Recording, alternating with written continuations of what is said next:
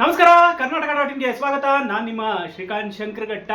ಇವತ್ತು ಮ್ಯಾಚ್ ನಿಜವಾಗ್ಲೂ ನಾನು ಫಸ್ಟಿಗೆ ಅನ್ಕೊಂಡಿದ್ದು ಹೋಯ್ತು ಅಂತೇಳಿ, ಆದರೆ ಒಂದೊಳ್ಳೆ ಫೈಟ್ ಕೊಟ್ಟು ಆರ್ ಸಿ ಬಿ ಅವರು ಸೋತಿದ್ದಾರೆ.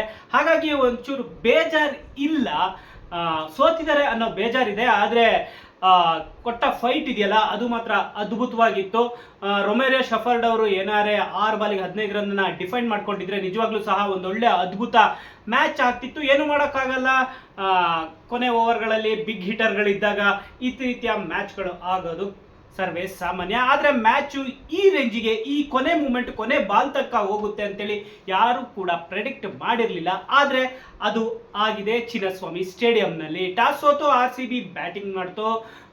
ಸ್ಟಾರ್ಟಿಂಗಲ್ಲಿ ಇನಿಷಿಯಲ್ ಸ್ಟೇಜಲ್ಲಿ ಪವರ್ ಪ್ಲೇಯಲ್ಲಿ ಒಂದೊಳ್ಳೆ ರನ್ ಬಂತು. ವಿರಾಟ್ ಕೊಹ್ಲಿ ಮತ್ತೆ ಫಿಲ್ ಸಾಲ್ಟ್ ಒಳ್ಳೆ ಅದ್ಭುತವಾದ ಆಟವನ್ನು ಆಡಿದ್ರು. ಫಿಲ್ ಸಾಲ್ಟ್ 63 ರನ್ನನ್ನು ಹೊಡೆದ್ರು. ಆದರೆ ಎಲ್ಲೋ ಒಂದು ಕಡೆ ಟಾಪ್ ಆರ್ಡರ್ನಲ್ಲಿ ಬ್ಯಾಟಿಂಗ್ ಇವತ್ತು ವಿಫಲ ಆಗಿದ್ದು ಎಲ್ಲೋ ಒಂದು ಕಡೆ ಆರ್ ಸಿ ಬಿ ಸೋಲಿಗೆ ಪ್ರಮುಖ ಕಾರಣ ಅಂತಾನೆ ಹೇಳ್ಬೋದು. ಯಾಕಂತ ಹೇಳಿದ್ರೆ ಫಿಲ್ ಸಾಲ್ಟ್ ಬಿಟ್ರೆ ಬೇರೆ ಯಾರು ಸಹ ಅಂತ ಒಂದು ಅದ್ಭುತ ಪ್ರದರ್ಶನ ನೀಡಲಿಲ್ಲ. ವಿರಾಟ್ ಕೊಹ್ಲಿ ಅವರು 19 ರನ್ನಿಗೆ ಔಟ್ ಆದ್ರೆ ಈ ಕಡೆ ದೇವದತ್ ಪಡಿಕ್ಕಲ್ ಕೂಡ ಅವರ ಬ್ಯಾಟಿಂದ ರನ್ ಹೊಡೆಯೋದಕ್ಕೆ ಸಾಧ್ಯ ಆಗಿಲ್ಲ. ಇನ್ನು ನಮ್ಮ ಸಿಕ್ಸರ್ ರಜತ್ ಪಾಟಿದಾರ್ ಕೂಡ ಎಲ್ಲೋ ಒಂದು ಕಡೆ ಇವತ್ತು ಮಿಂಚಿದ್ದಾರೆ ಅನ್ಕೊಂಡಿದ್ವಿ, ಅದು ಸಹ ಆಗಿಲ್ಲ. ಟೀಮ್ ಡೇವಿಡ್ ಕೂಡ ಆಡಿದ್ರು, ಆದರೆ ಒಂದೊಳ್ಳೆ ಬಿಗ್ ಇನ್ನಿಂಗ್ಸ್ ಕಟ್ಟೋದ್ರಲ್ಲಿ ಎಲ್ಲೋ ಒಂದು ಕಡೆ ಎಡವಿದ್ರು. ಇನ್ನು ಕೃಣಾಲ್ ಪಾಂಡ್ಯ ರನ್ಔಟ್ ಒಂದು ರೀತಿಯಲ್ಲಿ ದುಬಾರಿ ಆಯಿತು. ಈ ಕಡೆ ರೊಮೇರಿಯೋ ಶಫರ್ಡ್ ಕೂಡ ಅಬ್ಬರಿಸಲಿಲ್ಲ. ಇನ್ನು ಈ ಮ್ಯಾಚ್ನಲ್ಲಿ ಎಲ್ಲರೂ ಈಗ ಬೊಟ್ಟು ಮಾಡ್ತಾ ಇರುವಂತಹದ್ದು ಜಿತೇಶ್ ಶರ್ಮಾ ಕಡೆಗೆ. ಎಸ್, ಜಿತೇಶ್ ಶರ್ಮಾ ಎಲ್ಲೋ ಒಂದ್ ಕಡೆ 20 ಬಾಲಿಗೆ 16 ರನ್ 17 ರನ್ ಹೊಡೆದಿದ್ದು ಎಲ್ಲೋ ಒಂದ್ ಕಡೆ ಮ್ಯಾಚ್ ಕಮ್ಮಿ ಸ್ಕೋರ್ ಮಾಡೋದಕ್ಕೆ ಕಾರಣ ಆಯ್ತಾ ಅನ್ನೋ ಚರ್ಚೆ ಇದೀಗ ಶುರುವಾಗಿದೆ.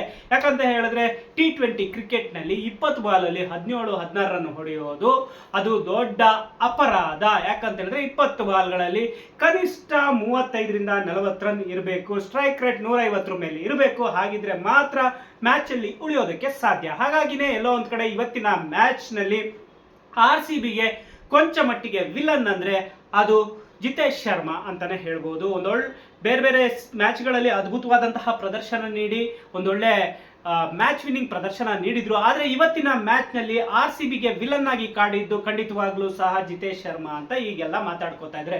ಒಂದು ಕಡೆ ಬಾಲ್ ಜಾಸ್ತಿ ತಿಂದು ರನ್ ಹೊಡಿದೆ ಇದ್ದಿದ್ದು ಒಂದು ಕಾರಣ, ಆದ್ರೆ ಈ ಕಡೆ ಕೃಣಾಲ್ ಪಾಂಡ್ಯ ಅವರ ರನ್ಔಟ್ಗೆ ಕಾರಣ ಆಗಿದ್ದು ಸಹ ಇದೆ ಜಿತೇಶ್ ಶರ್ಮಾ. ಎಲ್ಲೋ ಒಂದ್ ಕಡೆ ಕೃಣಾಲ್ ಪಾಂಡ್ಯ ಇದ್ದಿದ್ರೆ ಇನ್ನೊಂದು 2-3 ಬಾಲ್ಗಳಲ್ಲಿ ಒಂದು ಸಿಕ್ಸರ್ ಬೌಂಡರಿ ಹೊಡೆದು 180-190 ಹತ್ರ ತಗೊಂಡು ಹೋಗ್ತಿದ್ರೇನು ಅನ್ನೋ ಒಂದು ಚರ್ಚೆನ ಈಗ ಅಭಿಮಾನಿಗಳು ಮಾಡ್ತಾ ಇದ್ದಾರೆ. ಸದ್ಯಕ್ಕೆ ಚಿನ್ನಸ್ವಾಮಿಯಲ್ಲಿ ಯಾವಾಗ್ಲೂ ಸಹ ಬಿಗ್ ಸ್ಕೋರ್ ಗೇಮ್ ಅಂತ ಹೇಳ್ತಿದ್ರು. ಅಂದ್ರೆ ಬಿಗ್ ಸ್ಕೋರ್ ಗೇಮ್ ಅಂದ್ರೆ 200+ ರನ್ ಯಾವಾಗ್ಲೂ ಆಗುತ್ತೆ, ಚೇಸಿಂಗು ಕೂಡ ಹಾಗೆ ಇರುತ್ತೆ ಅಂತೇಳಿ ಎಲ್ಲ ಅಂತಿದ್ರು. ಆದ್ರೆ ಕಳೆದ 2 ಮ್ಯಾಚ್ಗಳಿಂದ ಎಲ್ಲೋ ಒಂದ್ ಕಡೆ 180 ಒಳಗಡೆನೆ ಮ್ಯಾಚ್ ನಿಲ್ತಾ ಇರೋದು, ಅದನ್ನ ಡಿಫೈಂಡ್ ಮಾಡ್ಕೊಳ್ಳೋದು ಸಹ ಕಷ್ಟ ಆಗ್ತಾ ಇರೋದು, ಅಂದ್ರೆ ಚೇಸಿಂಗ್ ಮಾಡೋದಕ್ಕೆ ಕಷ್ಟ ಆಗ್ತಾ ಇರೋದು ಎಲ್ಲೋ ಒಂದು ಕಡೆ ಚಿನ್ನಸ್ವಾಮಿ ಸ್ಟೇಡಿಯಂನಲ್ಲೂ ಪಿಚ್ ಲೋ ಸ್ಕೋರಿಂಗ್ ಮ್ಯಾಚ್ಗೆ ಅನುಕೂಲವಾಗಿದೆ. ಒಂದು ರೀತಿಯಲ್ಲಿ ಥ್ರಿಲ್ಲಿಂಗ್ ಮ್ಯಾಚ್ಗಳಿಗೆ ಒಂದು ರೀತಿಯಲ್ಲಿ ಪಿಚ್ ಸಹಕಾರಿ ಆಗ್ತಾ ಇದೆ ಅನ್ನೋದು ಸಹ ಗೊತ್ತಾಗ್ತಾ ಇದೆ. ಒಟ್ಟಿನಲ್ಲಿ ಇವತ್ತಿನ ಮ್ಯಾಚ್ ನಲ್ಲಿ ಆರ್ ಸಿ ಬಿ ಬ್ಯಾಟಿಂಗ್ ಎಲ್ಲೋ ಒಂದು ಕಡೆ ಸ್ವಲ್ಪ ಮಟ್ಟಿಗೆ ವೈಫಲ್ಯ ಕಂಡಿದ್ರೆ,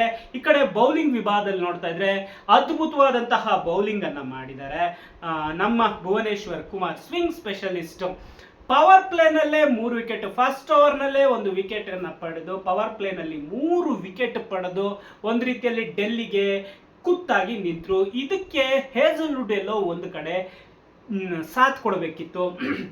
4 ಓವರಲ್ಲಿ 38 ರನ್ ಕೊಟ್ಟು ವಿಕೆಟ್ ಪಡೆದೆ ಇದ್ದಿದ್ದು ಎಲ್ಲೋ ಒಂದು ಕಡೆ ಆರ್ ಸಿ ಬಿಗೆ ಇದು ದುಬಾರಿ ಆಯ್ತು ಅಂತಾನೆ ಹೇಳ್ಬೋದು. ಈ ಕಡೆ ರಸಿಕ್ದಾರ್ ಕೂಡ ಒಂದು ವಿಕೆಟ್ ತೆಗೆಯೋದ್ರಲ್ಲಿ ಎಲ್ಲೋ ಒಂದು ಕಡೆ ಎಡವಿದ್ದು ಸಹ ಒಂದು ರೀತಿಯಲ್ಲಿ ಆರ್ ಸಿ ಬಿ ಸೋಲಿಗೆ ಕಾರಣ ಆಯ್ತು. ಆದ್ರೆ ಏನು T20 ಅನ್ನೋ ವಿಚಾರಕ್ಕೆ ಬಂದಾಗ ಬೌಲರ್ಗಳ ಎಕಾನಮಿ 10 ಅದು ದೊಡ್ಡ ವಿಷಯ ಅಲ್ಲ, ಆದರೆ ಅದ್ರ ಒಳಗೆ ಇರಬೇಕು. ಆದ್ರೂ ಸಹ ಇಂಥ ಲೋ ಸ್ಕೋರಿಂಗ್ ಅಲ್ಲಿ ಒಂದಷ್ಟು ವಿಕೆಟ್ಗಳನ್ನು ತೆಗೆದ್ರೆ ಮ್ಯಾಚ್ ಹಿಡಿತ ಸಾಧಿಸ್ತಾ ಇತ್ತು.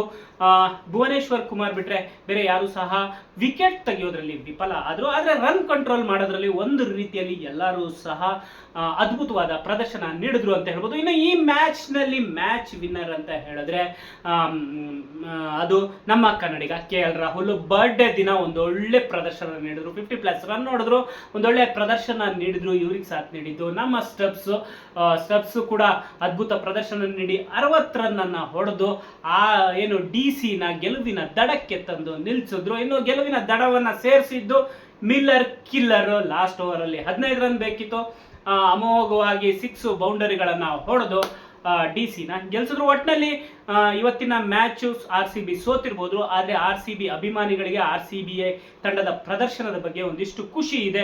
ಒಳ್ಳೆ ಪ್ರದರ್ಶನ ನೀಡಿದ್ರು, ಒಳ್ಳೆ ಅದ್ಭುತವಾಗಿ ಮ್ಯಾಚ್ ಅನ್ನ ತಗೊಂಡೋದ್ರು. ಕೊನೆ ಓವರ್, ಕೊನೆ ಬಾಲ್ ತನಕ ಥ್ರಿಲ್ಲಿಂಗ್ ಆಗಿ ತಗೊಂಡೋಗಿದ್ದು ಎಲ್ಲೋ ಒಂದ್ ಕಡೆ ಖುಷಿ ಕೊಟ್ಟಿದ್ರೆ, ಇನ್ನೊಂದ್ ಕಡೆ ನಮ್ಮ ಮನೆ ಮಗನೇ ಗೆದ್ದಿರೋದ್ರಿಂದಾಗಿ ಒಂದ್ ರೀತಿಯಲ್ಲಿ RCB ಅಭಿಮಾನಿಗಳಿಗೆ ಕೊಂಚ ಬೇಜಾರು ಕಮ್ಮಿ ಇರುತ್ತೆ.